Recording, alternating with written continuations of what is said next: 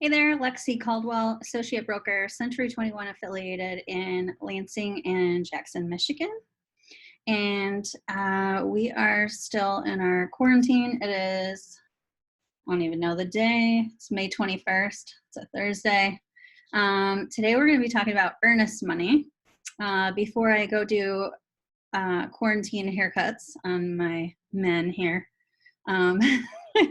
we're going to do a little chat about earnest money. So I had somebody recently, I was helping them with, I was helping their son with the purchase on a home, and the dad had questioned about earnest money, and he said I had never used earnest money. And I was like, oh, really? That's, very strange.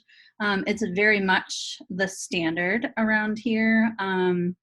I have seen, well, I guess I'll get into that in a minute as far as amounts, but legally not required, but very much the standard procedure for local real estate and throughout the state, many places. I have not really heard of not doing earnest money. I have heard of agents not attending inspections here in the state of Michigan, but earnest money is very much a standard.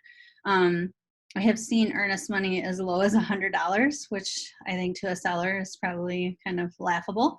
If you don't know what earnest money is, it's an earnest money deposit, often called EMD, typically held by the title company or one of the real estate brokerages.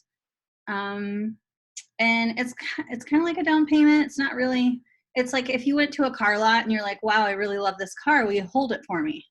And they were like, yeah, give us some money and we'll hold it. And if you don't want the car, then we'll give it back. So it's kind of like that. Good faith deposit, I've heard it called. But I think it's pretty important for a seller. I mean, if you get an offer on your house and they've got $100 earnest money, it's like they don't have any skin in the game. You know what I'm saying? So I think it's important. Typically 500 or 1,000. I've seen it higher than that before. But usually when I'm working with my sellers and I talk to them about the earnest money, if they've got 1,000 or more earnest money, I'm like, oh, it kind of shows that they're a good buyer. Like they've got cash on hand. Maybe if the house didn't appraise, they might have some money to kind of meet us in the middle. Things like that. So it makes you look like a stronger buyer, I think, with the higher earnest money. Supposed to be given back. Supposed to be. Any agent that promises earnest money will come back if the house doesn't pass inspection, I think is looking to get sued. Contractually, we're supposed to get your earnest money back if the house doesn't pass inspections. But I can't control a seller and I don't know what they would do. So hopefully they would give it back.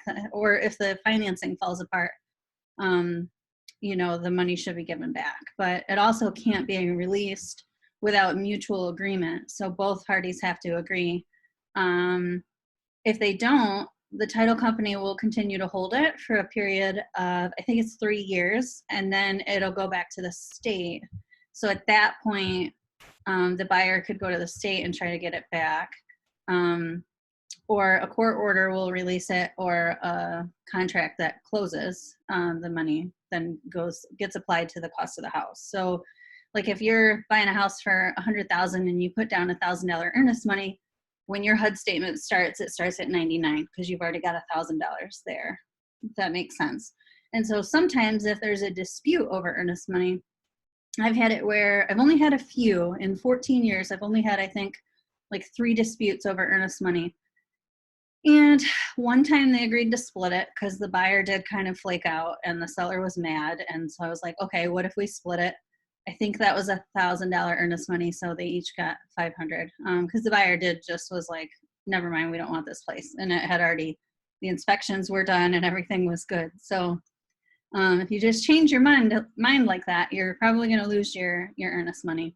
I have seen, not on one of my deals, but where the buyer had lost their financing and the seller tried to keep their earnest money. Now our contract says the earnest money will go back to the buyer. And it was really unfortunate that this seller was digging their heels in that way, because the buyer actually had to hire an attorney to write a letter. And, their earnest money, I think, was 500 or 1,000. And they ended up spending like $200 or $300 on the attorney. So hopefully, you know, if you're a seller, let's be fair with Earnest Money. If they find something in the inspection, it should go back to them. I know you've lost time and it's frustrating, but they should get their Earnest Money back. Now, if they just flake out and change their mind, decide, you know what, I don't like the color of the house, I don't want to buy it, then that's a different story. So, but yeah, Earnest Money is pretty standard. So be ready, save up so that you have a good chunk of Earnest Money, and plus all the other things, inspection money, down payment, and we'll get into that as time goes on. But this video is about Earnest Money, so that's pretty much it. If you have any questions, let me know. And I hope you guys are staying healthy, and I think the weather is finally get kind of warm, hopefully no rain. So have a good day and see you guys later. Thank you.